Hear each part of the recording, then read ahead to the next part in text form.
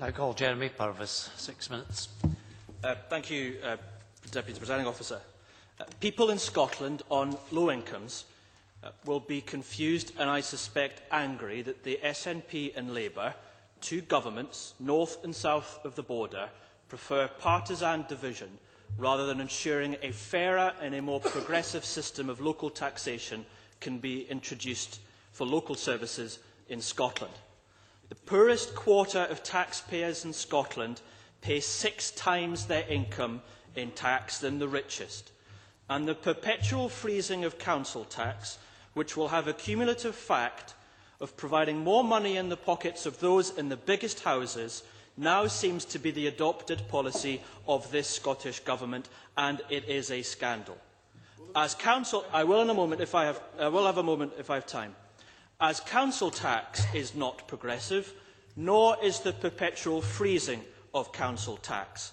Now, the Conservatives, I'm sure Mr Brownlee was just about to remind me, have said they believe in the principle of the council tax. They believe that it is the right system of local taxation. It is purely the amount at issue. Well, they are wrong. And constituents of mine who are elderly, who are on fixed incomes, who are on low incomes, or who may well be losing their jobs, know that they are wrong as well.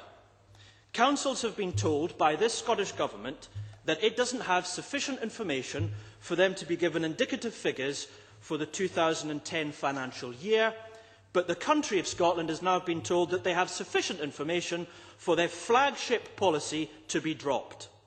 The SNP have been heralding tax cuts in their statement today. The Cabinet Secretary reinforced that for the first part of his speech. He castigated any other party that was putting forward tax policies over the last few weeks, but now we understand that as well as heralding tax cuts in the first part of his speech, he was shying away from them in the second part of his speech.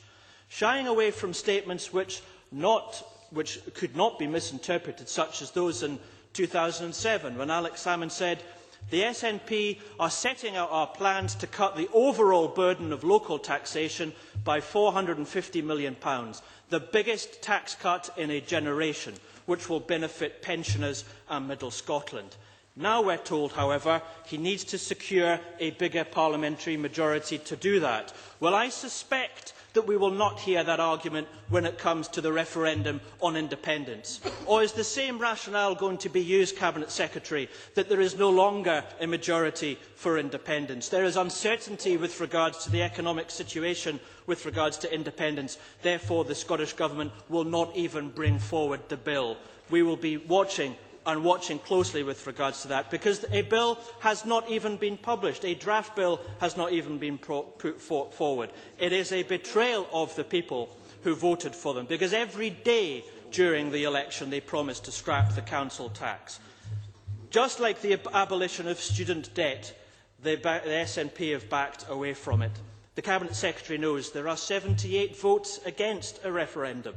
They know that there is a majority against it, and we expect them to act exactly the same. Because on the 18th of March last year, Alex Salmond said this, and he wasn't mincing his words: "Any MSP who does not understand the distress that council tax is causing is not fit to be a Member of Parliament.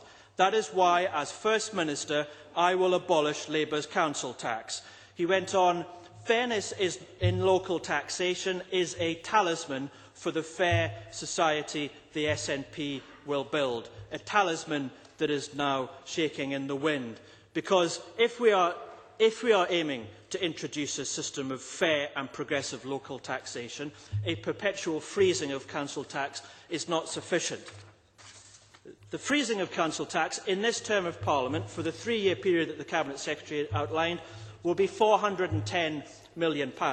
This could be, at the end of this term of Parliament, over £500 million of funding from the Scottish Government to freeze council tax. At the same time, robbing councils almost entirely of any local discretion to raise any local revenue in their area for local services. This means that this Government's actions today is announcing the signal that, in effect, there will be no local accountability on any revenue in Scotland, and at the same time as condemning other parties that had put forward tax cuts with regards to the budget proposal. Impossible, we were told, in a fixed budget. Then we hear now today that there could be over £500 million of tax cuts. Consistency, we all thought, was at the heart of the message of the Cabinet Secretary. We have neither clarity nor consistency on tax from this Scottish Government. And even worse, it is in the situation where local government knows that their revenue is under threat because of the recession, whether or not it's applications for building licences or for planning applications.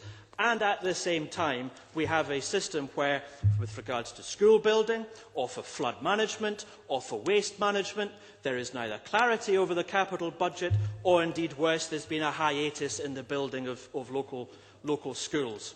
And if that was not bad enough, Deputy Presiding Officer, finally, we now have the historic Concordat, which will only be matched by the historic U-turn on council tax, where we have the single outcome agreements with 3,599 outcomes, indicators and targets from this government.